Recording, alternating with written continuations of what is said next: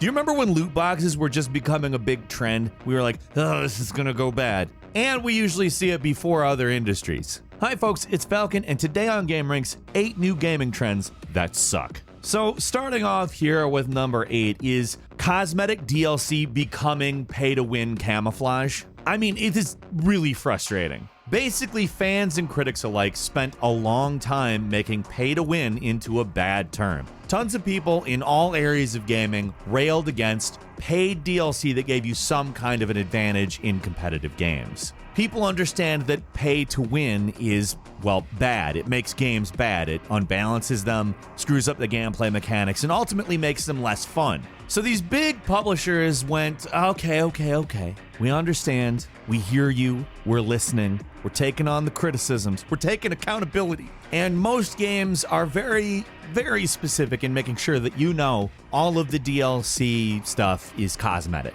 Well, what's the principle of camouflage? It is using a cosmetic disguise to reduce your visibility in a situation where you wouldn't want to be seen. Like, oh, I don't know, maybe like a competitive shooter or something. So you end up seeing these games like Warzone and Fortnite tossing in these all-black, cosmetic-only DLC in-game appearance modifications, which more or less make it difficult to see the character. Yeah, it's pay to win. Like, is it officially pay to win? No, it doesn't conform to any mechanical description of that. However, because the human eye works the way that it does, it gives you an advantage that you pay for in a competitive situation. I hate it so much.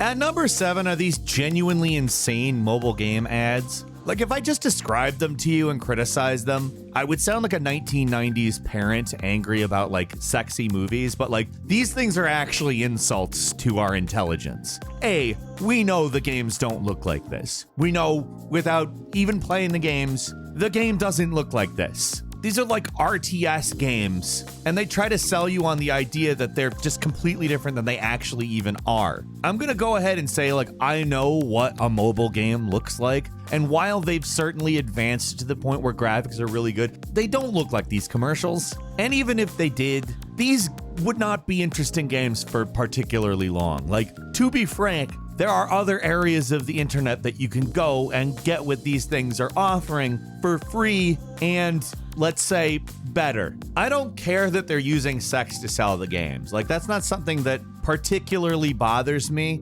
It's just such a huge insult to my intelligence. Like Dead or Alive Beach Volleyball does it better, I promise you, than whatever shitty bottom of the barrel RTS game that's not even good for its genre these things are selling.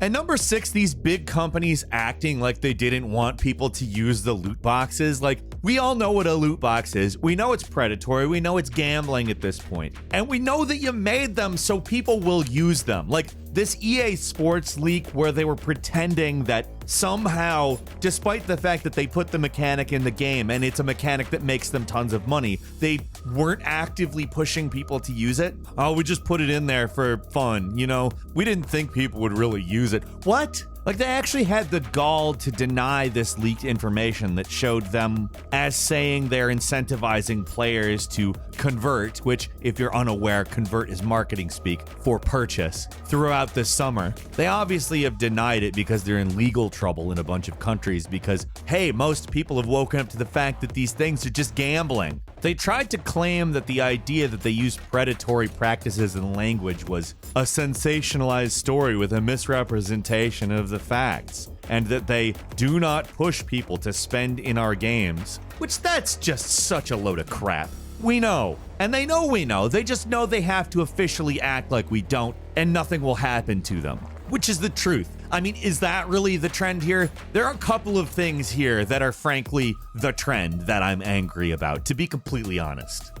At number 5, a big open world with 90% filler content. Like, I want to say that this has been around for a bit, but it's going strong. In fact, I would say it's maybe stronger now than ever. This has kind of been a thing since open world games began to become popular, but it's a major issue. Like, publishers and developers just love to lard up their games with tons of unnecessary and uninteresting content that you kind of have to grind through because they want a 20 or 30 hour 30-hour game to be a 100-hour game. And they can be like, you got your money's worth with them, didn't you? Ubisoft's probably the reigning kings of this kind of game, with the newest Assassin's Creed games just getting longer and longer, with more and more little dots on the map to find. With Valhalla, they tried to make the side content more interesting and varied, and the games are still fun, to be clear, but it does mostly boil down to sneaking through outposts and collecting treasures. Like, even if it doesn't stop the game itself from being fun, that doesn't change the fact that the game would be better without it.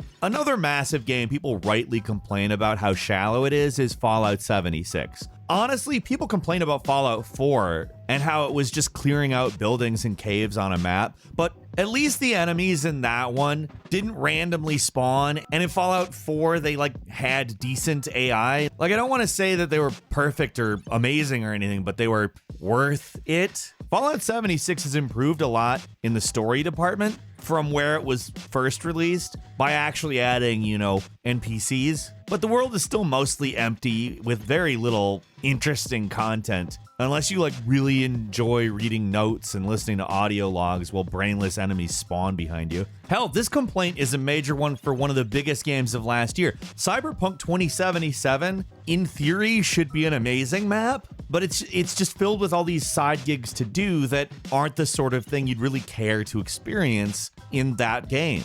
There's not a lot of story or role-playing attached to most of these missions. They're just go here, kill enemies type stuff. It gets repetitive and boring so quick too. The actual game can be completed relatively quickly if you ignore these things too, but if you want to finish everything, it's going to take more than 100 hours to mop up all of this crap. Players demand content in their games. There's not a small group of gamers who simply won't accept a game that takes less than 30 hours to finish. Just look at all the hand-wringing about game length before a major game comes out. If someone is going to drop 60 or 70 bucks on a game, many want it to keep them playing for a long time. But that doesn't excuse filling up a bunch of time with crap. I mean, sure, some of them do just want to play the game for longer, regardless of how repetitive it is. But if you ask them, would you rather have good content that lasts that long rather than repetitive content? Their answer would be yes.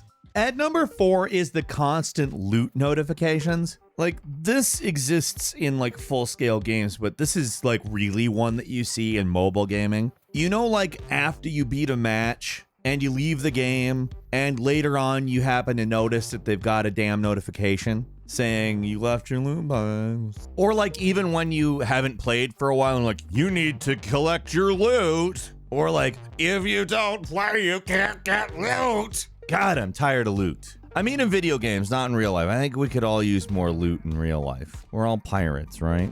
And to even go a step further, the notifications are super annoying, but I beat somebody in a match in some game and it's all right, now unlock 50 things. It's as much work to press all the things I have to unlock to progress in the game. I know that's a more generalized gripe, and the real thing that I'm talking about here is the notifications, but enough guys, lighten up on the loot. At number 3, when a game is oh, we're not gonna add that thing to it. Don't worry. We don't want to force that kind of stuff on you. Just buy our game. Buy it, that's not in the game. And then later they add it to the game. The example we were kicking around the Game Ranks office was Doom Eternal, which they were we're not adding paid skins, guys. Don't worry, we're not gonna throw paid skins into this game. That stuff, that's not our thing, right? Understand? We won't do that to you, homies. That's not us. I'm vaguely amused at the idea they would put out a press release that says, we're not going to do that to you, homies. That's what they did, though. They said they weren't going to do it, and then they did it. Another example I feel is worth bringing up is Crash Team Racing, which they were flat out saying they weren't going to add microtransactions into. They're saying this is straight remakes for serious gamers. Everybody buy it so that we can have a nice little sales number. And then they were oh, microtransactions. Guess we changed our mind on that one, which they didn't. It was in the plan all along. They had in-game currency. We all knew the microtransactions were coming. And what sucks is that both Doom Eternal and Crash Team Racing, these are both great games. Great games we bought thinking would remain as great as they are on day one that didn't. At number 2 are these insanely long grinds to unlock items. It's not one that's exactly new. Again, but it's like a scourge. And again, kind of an accelerating scourge. Like when we were talking about the big open worlds thing, seems like that's more of a thing now than it ever was. This too. What we're talking about is like, instead of giving the player a like steady stream of unlocks, for whatever reason, developers and publishers just make it incredibly, tediously awful, a slog to unlock any of the crap you want. Like, it's especially notable in like a lot of the free-to-play games out there. One of the worst offenders is Destiny 2, especially now. Like, a lot of us thought that some of the more annoying aspects of the grind would be lessened or even outright removed when Bungie left Activision, but that wasn't the case. In a lot of ways, the grind for certain exotics and rewards actually got worse. And can we talk about how if you didn't want to pay for any currency or loot boxes, it would take about 40 hours to get Darth Vader in Star Wars Battlefront 2 when it first came out? Yeah, any game with a battle pass also. That's going to force some kind of crappy grind on you.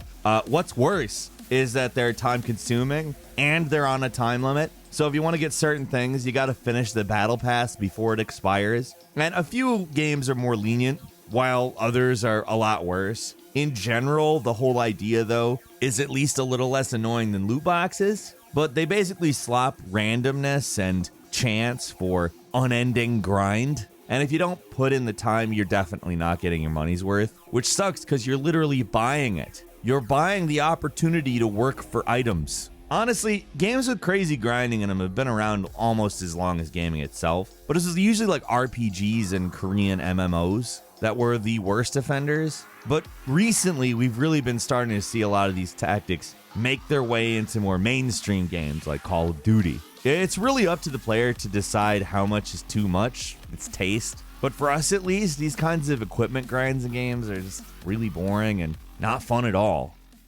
And finally, at number 1, let's call it releasing games in a state comparable to an early access release without calling them early access. Probably the biggest one in the last decade was Cyberpunk 2077. Like, everyone expected that to be huge and, complete after having taken roughly 9 years. 9 years it took to make Cyberpunk. And it came out like that. I mean, there are other pretty big ones, though, like Fallout 76, for all intents and purposes. I mean, the state that came out in, totally ridiculous. We talked about it so much when it came out. They've done a lot of things to improve the game, but for me, it was unforgivably bad. And then you throw in all the ridiculous merchandising crap that they did alongside Fallout 76, where they were selling canvas bags and mailing out nylon ones that were all wrinkly and crappy, and doing Fallout 76 booze, which is